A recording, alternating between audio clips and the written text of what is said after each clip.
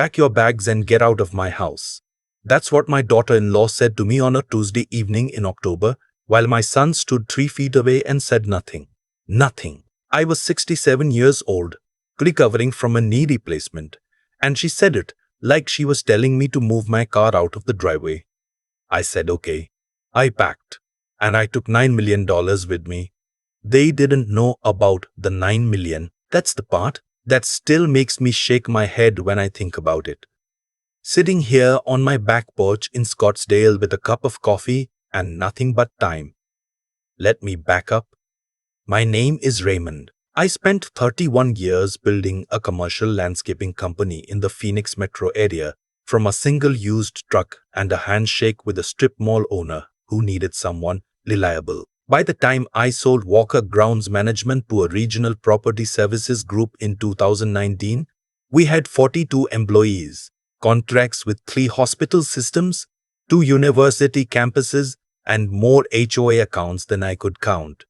The buyer paid me $7.4 million after taxes, after fees, after everything.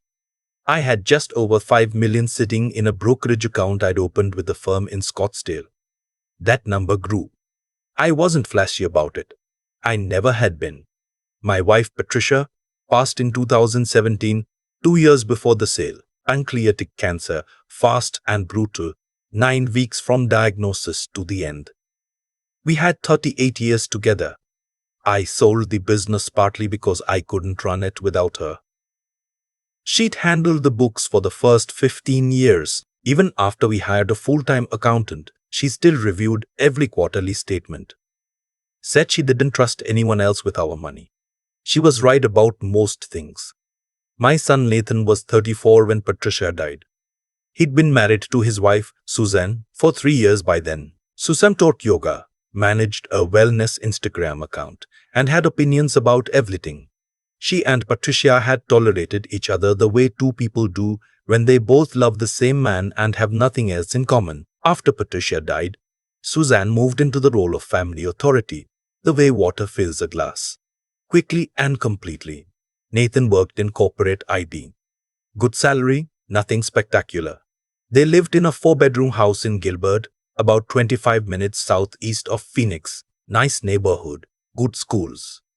When I sold the company, Nathan called me the same day the news got around. Dad, what are you going to do now? I told him I wasn't sure. Rest, I said. Figure it out. He suggested I move in with them. Save money, he said. You don't need to be rattling around that big house alone. The kids would love having you there. He had 2 kids. My grandson Cooper, who was 6 at the time, and my granddaughter Maisie, who was 4. They were the best part of everything. I thought about them and I said yes, I want to be honest about what I was doing.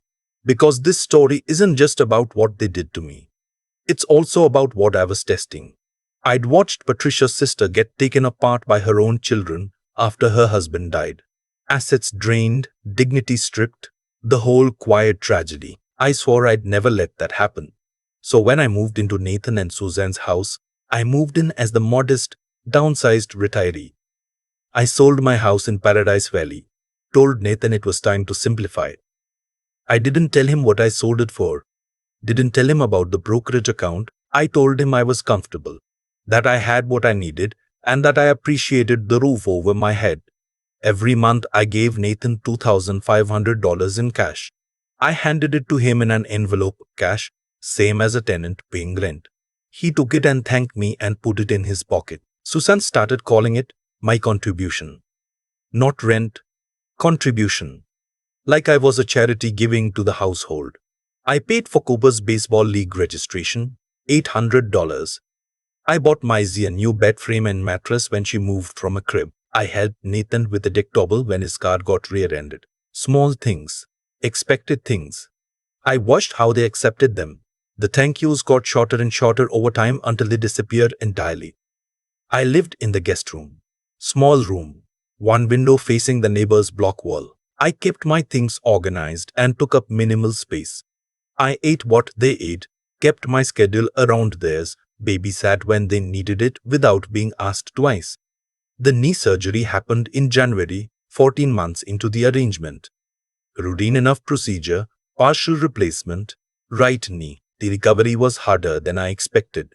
6 weeks of limited mobility, physical therapy, 3 times a week, pain that woke me up at 3 in the morning. Suzanne's attitude changed within the first 2 weeks of my recovery. Nothing dramatic, just a shift in temperature, the way she looked at me at dinner, the brief pause before she answered when I asked for help with something, the way she talked to Nathan in the kitchen when she thought I was asleep. I heard them one night about 3 weeks into my recovery. I'd gotten up to use the bathroom and stopped in the hallway when I heard my name.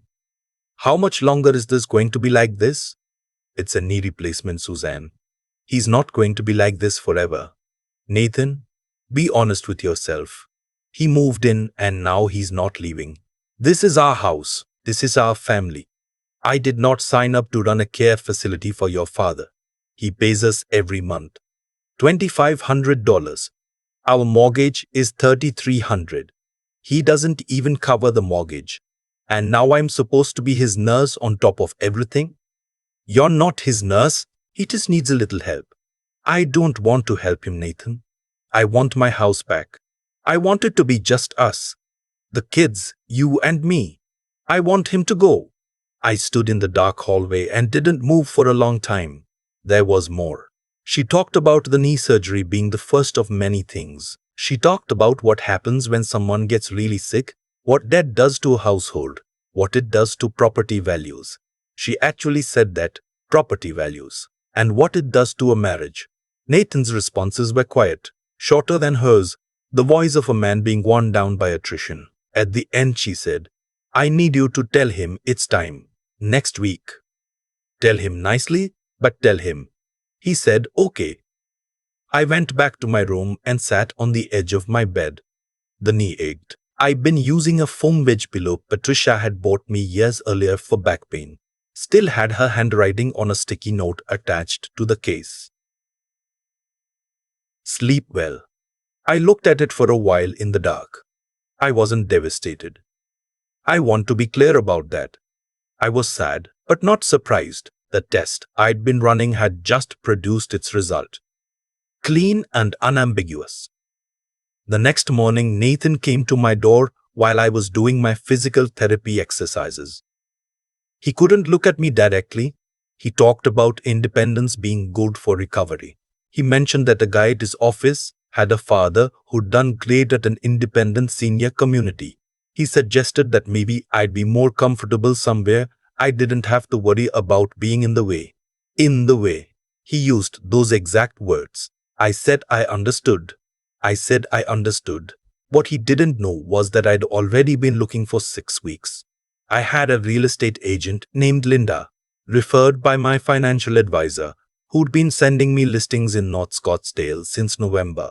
I'd been doing this quietly, the same way I'd built the business, steady, patient, without announcing myself until the deal was done. I called Linda that afternoon from my car, parked in a Walgreens lot down the street so Nathan and Suzanne wouldn't hear the conversation. I'm ready to move on the Pinnacle Peak property, I told her. The house had been listed at $890. Single-story, 3 bedrooms, attached casita with a private entrance, mountain views from the back patio. The sellers had already relocated to their daughter's place in Colorado and were motivated. I'd been pre-approved for a cash purchase through my brokerage 2 weeks earlier. Linda told me we could close in 10 days if we moved fast. Let's move fast, I said. I also made a call to my financial advisor, Tom, that same afternoon. Tom and I had been working together since 2015. He knew my full picture. He also knew what I'd quietly been doing with the business proceeds over the past 4 years. The original $5 million after the sale had grown to just over $9 million through a combination of index funds, municipal bonds, 2 real estate investment trusts, and 1 tech sector fund I'd moved into in late 2020 that had done better than I had any right to expect. Tom called it disciplined patience. I called it Patricia's influence. She would have approved of every decision. I need $890 wire transferred within 5 business days, I told him. Done, he said. Which account? He didn't ask why. That's why I'd kept him for 9 years. I spent the next 4 days in my room packing. I'd never fully unpacked to begin with.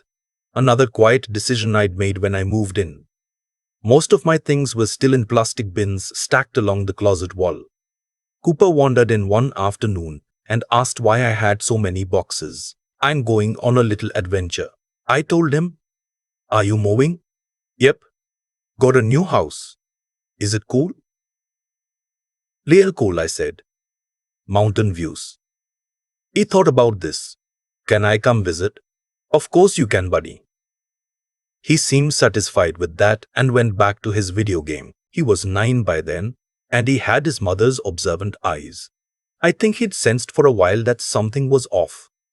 On the morning I left, Nathan had already gone to work. Susanna was in the backyard on a video call for her wellness content, camera propped on a chair, talking about intentionality or something of the kind. The kids were at school. I loaded my bins into my truck with the help of 2 movers I'd hired for 2 harvests to $200 cash. In and out. The guest room was empty by 9:15. I left an envelope on the kitchen counter. Inside was a money order for $2,500, that month's contribution, as Suzanne called it, and a note. The note said, "Thank you for the roof and the time. I found a place that works better. The contribution for this month is enclosed.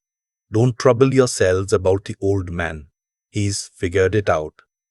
I used those words deliberately, the old man, because that's what Suzanne had called me on a call I wasn't supposed to hear when she was talking to her sister on the phone 2 months earlier. Told her sister she was tired of the old man underfoot. I'd filed it away. The drive to Scottsdale took 38 minutes. Linda met me at the property with the keys and the handshake. The movers followed with the truck. I stood in the main room and looked out at the McDowell Mountains through the back glass and thought about Patricia. She'd have loved this house. Good bones, she would have said. Smart layout, the kind of place you grow into. That evening, I sat on the back patio and ate a sandwich and watched the sun turn the mountains purple and orange and didn't think about Nathan or Suzanne at all. First time in 14 months. The missed calls started 3 days later. Nathan tried 6 times in one afternoon. Suzanne tried twice. I didn't answer. I wasn't ready. And more importantly, I was busy. I had an appointment with my estate planning attorney, a woman named Catherine Park, who'd handled the documents when I sold the business. Catherine was sharp, methodical, and had what I'd describe as a professional absence of sentiment. She had drafted my will in 2019. It named Nathan as the primary beneficiary of my estate. She remembered me immediately when I called. "Lemond," she said. "Long time. What can I do for you?" "I need to update the will," I said. "And I need you to make a phone call to my son first. I want him to understand what he's dealing with before we discuss terms." There was a pause. She understood immediately what kind of call that would be. "When would you like to schedule his appointment?" "As soon as possible," I said. "I find that clarity is kinder than suspense." She scheduled Nathan for the following Wednesday. I gave her authorization to share the full financial picture. Everything. The brokerage statements, the Pinnacle Peak deed, the property valuations, the account totals. I wanted it laid out on her conference table like a map of a country he didn't know existed. Catherine told me afterward that Nathan arrived looking like a man who expected to sign some routine paperwork. He came in his work clothes, pressed shirt, laptop bag over one shoulder. He took the chair across from her desk and asked if something was wrong. She slid the brokerage statement across first. Current value, $9.1 million. He looked at it. Then he looked at her. Then he looked at it. Then he looked at it. Again. "That's my father's account?" "Yes, Nathan," she said, sat very still for about 20 seconds. Then he asked her to clarify. He said something like, "There must be a mistake. My dad sold his company and was watching his money carefully. He contributed to the household because he needed to." Catherine showed him the deed to the Pinnacle Peak house. Market value at purchase, $890,000. Purchased in full, cash. She showed him the account history going back to the business sale. She showed him the tax records from 2019. Your father sold Walker Grounds Management for $7.4 million, she said. He has managed that and prior assets carefully for 4 years. The account you're looking at reflects those decisions. Nathan said. He gave us $2,500 a month.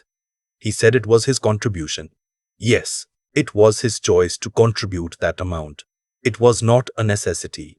He could have paid your mortgage every month for the next 20 years without noticing it. She told me he went quiet after that, the kind of quiet that has weight to it. Then he asked about the will. Your father wanted you to know that you were previously named as primary beneficiary of his estate. He is currently reconsidering that designation. He'll be in touch when he's ready to discuss it further. Nathan drove home from that meeting in what I can only imagine was a state of controlled freefall. He called me from his driveway, according to his voicemail, but I let it go. Then he went inside and told Suzanne. I know this because of the voicemail he left an hour later. He was speaking quietly, like he didn't want her to hear him on the phone. But I could hear her in the background. Dad, he said, I don't even know where to start. I didn't know. I had no idea about any of this. Suzanne didn't either. I know that's not an excuse. Nothing is an excuse for what happened. Please call me back. Susan's voicemail was different, more prepared, more careful. She said that obviously there had been misunderstandings, and that she'd never intended for me to feel unwelcome, and that she hoped we could sit down and talk like adults. Misunderstandings. I didn't need your house, Suzanne. I needed to know who you were. I didn't respond to either voicemail. I changed my cell number the next day, but kept the old phone on to monitor incoming messages. Over the next 2 weeks, they tried the old phone one to monitor incoming messages. Over the next 2 weeks, they tried the old number 41 times. Nathan's text grew from brief and confused to long and increasingly distressed. Suzanne's went from measured to something resembling panic. The financial reality was settling in on them. Before I moved out, I'd contacted my attorney about a document Nathan had signed 14 months earlier, the day I moved into their home. At the time, I'd offered to help them with the home renovation they'd been wanting. New kitchen countertops, updated bathrooms, a covered patio addition. I told Nathan I wanted to help. I told him it was a gift, verbally, but the paperwork I slid across the kitchen table for him to sign described something else entirely. Promissory note. $140,000. Principal amount, 5% annual interest, 5-year term with an acceleration clause at the lender's discretion. Nathan had signed it in under 3 minutes. He was excited about the renovation and trusted me completely. He hadn't read it, hadn't asked anyone to look at it, just signed. Catherine confirmed that the note was legally valid, notarized, filed correctly. The balance with 3 years of compounded interest was now just over $162,000. The acceleration clause gave me the right to demand full repayment within 60 days. I want to invoke the clause, I told her. She nodded. That makes the full amount due within 60 days of the notice date. I'll draft the demand letter. She paused, hands over her keyboard. They won't have that kind of cash remand. No, I said, they won't. The letter arrived at their house on a Thursday. Certified mail. Return receipt. Nathan signed for it at the door. Catherine told me his hands were shaking when he called her office 10 minutes later. He asked her if this was real. She confirmed it was. He asked if there was any flexibility on the timeline. She told him the terms were as written. He asked what happened if they couldn't pay. Foreclosure proceedings on the property used to secure the note, she said, which in this case is the Gilbert house. Their house. The house Suzanne had called hers that night in the hallway. The next 2 months were not pleasant for them, and I want to be honest that I didn't take pleasure in all of it. I took satisfaction in the clarity of consequences. There's a difference. They called their bank first, applied for a home equity line of credit. The loan officer pulled their records and found the outstanding lien on the property, my promissory note properly filed, and told them no lender could approve secondary financing until the primary lien was satisfied. 3 banks. Same answer. They sold things. Suzanne's car went first, traded down from a leased Audi to a used Camry. Her wellness equipment, a ring light, a professional camera setup, several $100 worth of props went on Facebook Marketplace. Nathan sold his golf clubs. Their living room furniture got replaced with cheaper pieces sourced from a thrift store in Mesa. After the originals sold on Craigslist, a neighbor noticed the activity and asked Nathan about it. Nathan said they were redecorating. He was not redecorating. Suzanne's Instagram took a hit in its own way. Someone who knew someone connected the dots. A comment appeared on an old post. Heard you kicked out your sick father-in-law. He turned out to have millions. Is this true? She deleted it within hours. But the question had already been screenshotted and shared to a Phoenix area neighborhood Facebook group with the caption, "Anyone know this woman?" Her follower count dropped by 4,000 in a week. The brand partnership she'd been negotiating with a supplement company quietly went cold. She deleted 3 years of posts and made her account private. It didn't help. Cooper called me on a Sunday evening, 6 weeks into all of this. He'd found an old business card of mine in a drawer and called the cell number on it, which happened to be the old phone I'd kept active. I answered because I didn't recognize the number. "Grandpa Ray?" "It's Cooper." I sat down in my office chair. "Hey buddy, how do you find this number?" There was a card in Dad's desk. He said it was old, but the number still works. "It does. How are you doing?" "Okay." He paused. "Are you really not coming back?" "Not to your house, no. But I'm not far. You can visit. Mom and Dad have been really stressed. Maisie cried at dinner the other night and nobody said why." "I'm sorry to hear that, Cooper. Did we do something wrong? Me and Maisie?" "No. Not even close. This is grown-up stuff. You and your sister have absolutely nothing to do with it." He was quiet for a moment. "Okay. Is your new house cool?" "Real cool," I said. "Mountain views, remember?" He laughed a little. "Okay." After we hung up, I sat in my office for a long time with the lights off. Catherine had used the phrase collateral damage once, matter-of-factly, and I'd known she was right. The children were always the hard part. They hadn't made any decisions. They didn't deserve the fallout. But Maisie was 6 and Cooper was 9, and they would recover from this. What they might not recover from, what no one recovers from fully, is a parent who learns that cruelty has no cost. I needed Nathan and Suzanne to learn that it does. At 8 weeks, they'd gathered $83,000. Sold possessions, depleted savings, borrowed $11,000 from Suzanne's parents in Tucson. They were $59,000 short, with 2 weeks left on the clock. Nathan's performance review at work happened to fall during this period. His manager documented 3 missed deadlines and 1 client complaint that had previously gone unaddressed. Nathan received a formal written warning. First one in 11 years at the company. Suzanne tried a different attorney, a family law specialist in Tempe named Robert Ellis.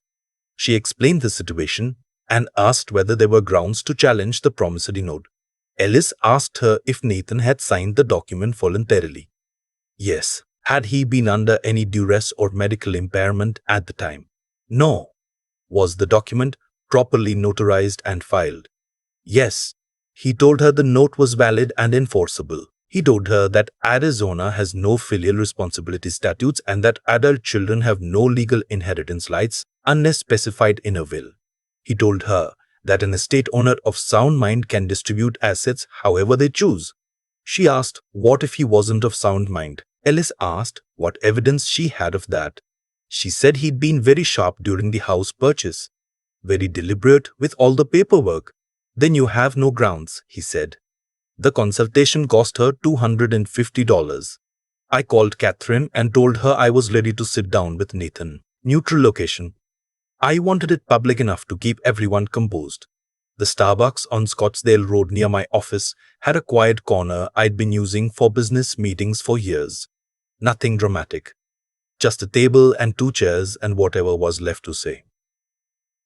Nathan arrived early. I watched him from my car for a minute before going in. He looked like he hadn't slept much. He'd lost some weight. He was wearing the same watch Patricia had given him for his 30th birthday. And for some reason, that detail hit harder than I expected. I went in, ordered coffee at the counter, paid, carried it to the table. He stood up when he saw me, like we were meeting for a job interview. Dad, I sat down. He sat down. There's nothing I can say that covers it, he started. I know that. I let her talk me into something that I should have stood up against. You were sick and recovering, and I let her make it about inconvenience. That's on me. Not her, me. I was your son and I chose the easier path, and the easier path was wrong. He stopped. His jaw worked for a moment. I'm sorry. I'm genuinely sorry. Not because of the money, because you're my father and I failed you. I let that sit. Then I asked him the same question I've been planning to ask since the day I moved out of that guest room. Are you apologizing because I have $9 million, or because what you did was wrong? He looked at the table. Both. He said it quietly. I know how that sounds. I know it makes me a bad son that I can't completely separate the two. But I also know that when you left, when I read that note, I didn't think about the money first. I thought about the fact that you'd been in that guest room for 14 months and I hadn't once asked you if you were happy. I didn't ask you how you were doing after the surgery in a way that expected a real answer. I let myself believe the arrangement was fine because it was convenient to believe it. The honesty surprised me, not performed honesty. The kind that cost something to say. I pulled a folder from my jacket, set it on the table between us. Inside, the promissory note with his signature, the demand letter, a second document I'd had Catherine draft in the past week. These are my terms, I said. You can accept them or we proceed through the courts. Your choice, and you have 48 hours. He read slowly. Term 1. The $83,000 you've already collected gets paid to me within 30 days. Consider it tuition. Term 2. I forgive the remaining balance. The lien on your house is released. The debt ends there. Term 3. You and Suzanne attend family counseling weekly for a minimum of 6 months. I want a written confirmation from the therapist each month that you've attended. Term 4. My will is amended. Nathan's inheritance is reduced to $50,000. The remainder of the estate, the full amount, less charitable bequests, goes into a trust for Cooper and Maisie, accessible when each turns 25. Nathan and Suzanne have no trustee role and no access to the funds for any purpose. Term 5. A family dinner at my house with both sets of parents present, where Nathan and Suzanne acknowledge what happened.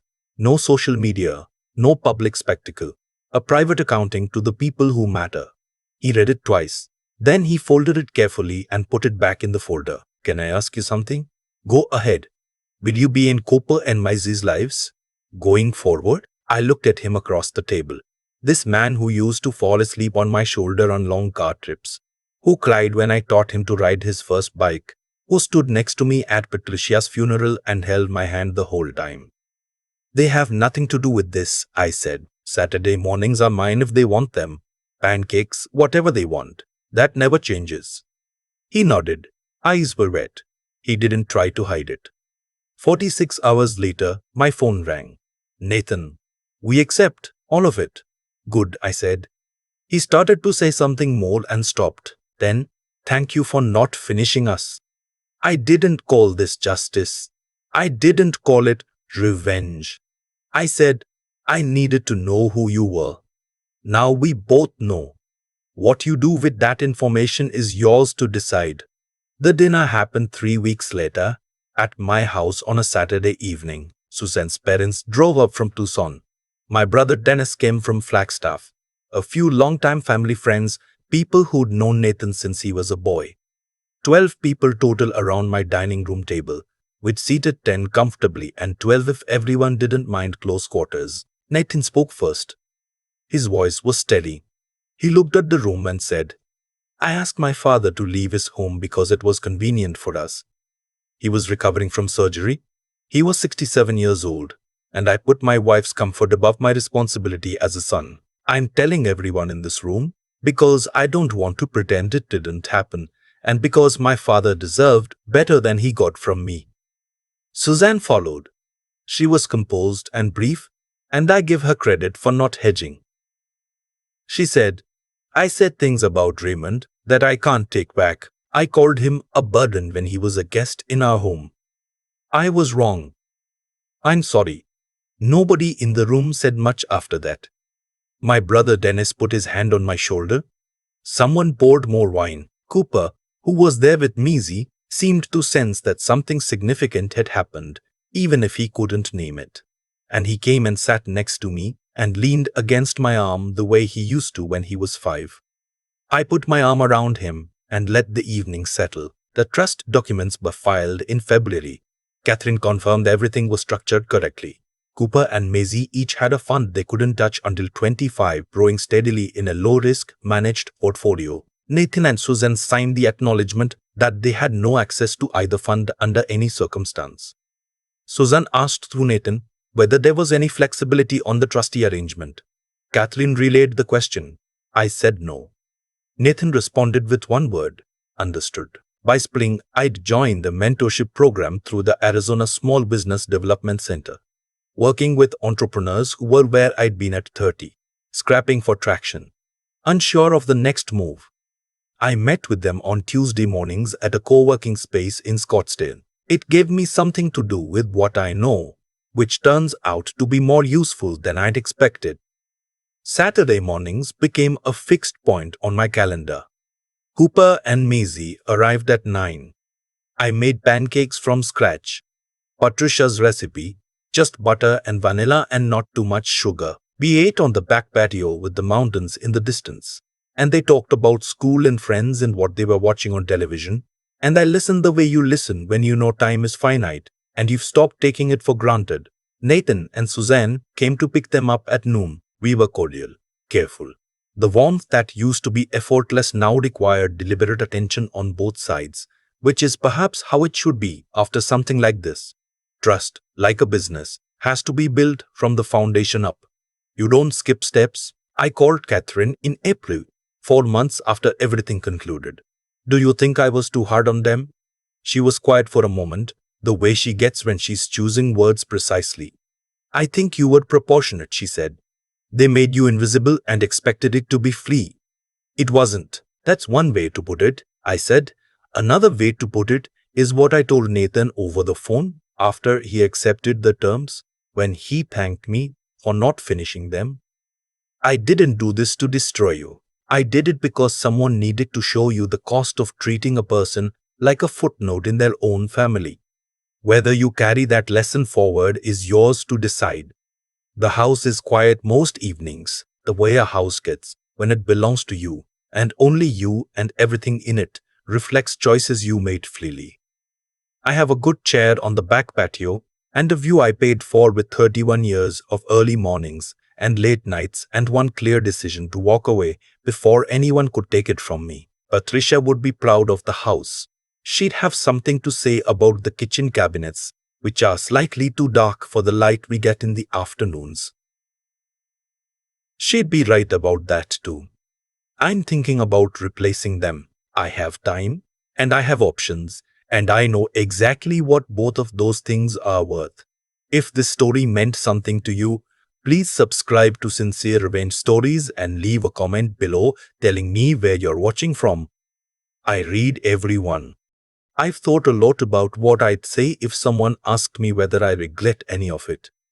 The answer isn't simple, and I think that's the honest version. I don't regret leaving. I don't regret the promissory note or the demand letter or the phone calls I didn't answer. What I sometimes sit with on the quiet evenings when the mountains go dark and there's nothing but my own thoughts for company is the question of whether any of it could have gone differently. Whether there was a version of Nathan that wouldn't have stood there in the kitchen and said nothing while his wife decided my worth. I think what I learned, really learned, not just understood in the abstract, is that how a person treats you when they believe you have nothing left to offer is the truest thing you'll ever know about them. Not how they treat you at Christmas or when you write the check, when you're recovering slowly from surgery, in a small room with one window, when you ask for help, and the pause before the answer gets longer each time. When you hear your name spoken in a tone usually reserved for inconveniences, that's when you find out Nathan and Suzanne weren't bad people who became bad during those 14 months. They were people who had always prioritized comfort over integrity, and the situation just finally created enough pressure to make that visible.